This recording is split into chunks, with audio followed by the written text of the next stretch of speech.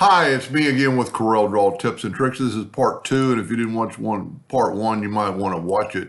We're trying to duplicate an item and then take away the space around the word cowboy. I actually used CorelDraw in the one I made. But we've got our item and we've only got one copy, and I'm going to put it back. And I'm going to go to Edit and Clone. And then I'm going to rotate it 3 degrees.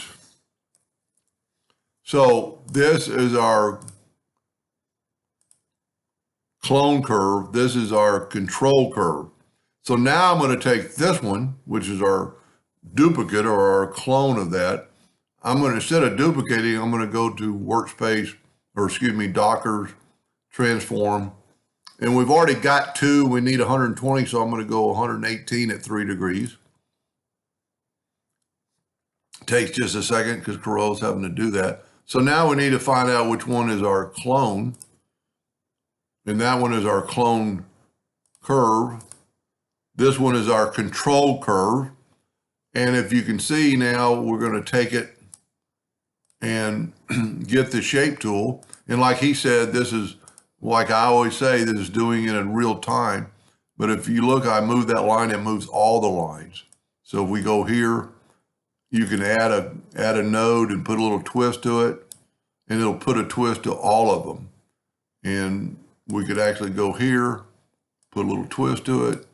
Whoop, I must have got on the wrong one. No, that's our control curve right here. I just was on the wrong one.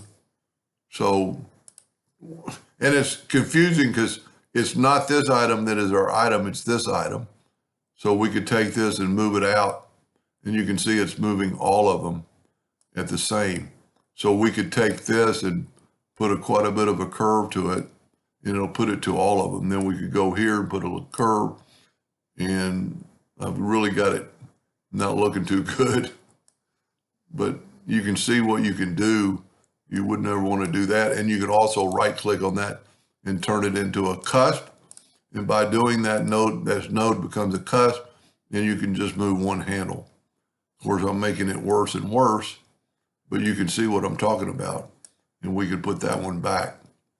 And you could go, you could move it here, and all your clones are going to be, or all your objects are going to be the same. Anyway, let's try deleting that and see what happened. That doesn't look too bad.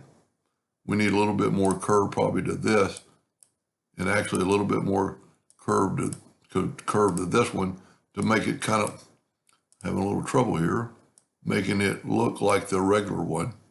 And we can always take it back so it won't be quite so thin. But then all you have to do is do like what we did before. And, you know, I think I've got the circle still there, the ellipse. So what we can do, we could actually maybe grab it right there and hit delete. And it's going to be a little bit harder on the bottom. So we could take one of these and nudge it up, get rid of our line, hit delete, go find that and bring it down. And now we don't have the 2 ellipses, and we can fill it in with whatever color we want. And as you can see, the color is the green. You know, this is our part. Anyway, so I thank that viewer subscriber for reminding me of that. And what, you know, just to show you what I did, let's make them all dark blue.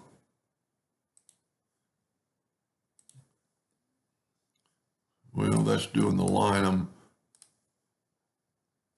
Okay, I was right clicking, not left clicking. So now you need to group all these together, Control G, and then you could put any text you want in there. I'm going to go ahead and use CorelDraw again, and we'll make it a thicker font. And we'll put it in here. Let's just go with that size. I'm going to hit P and put it in the center.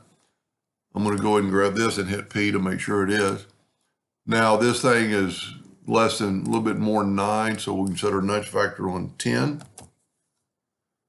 We can take this and we can get rid of that window, left click, right click, go up to effects and contour. We'll try that same number. That worked pretty good.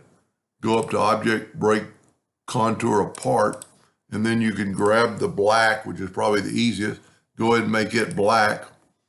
Take all this, let's zoom in a little bit. Take all this, we want to get rid of those inside parts. And then I'm going to do the other way I was telling about earlier on the other video.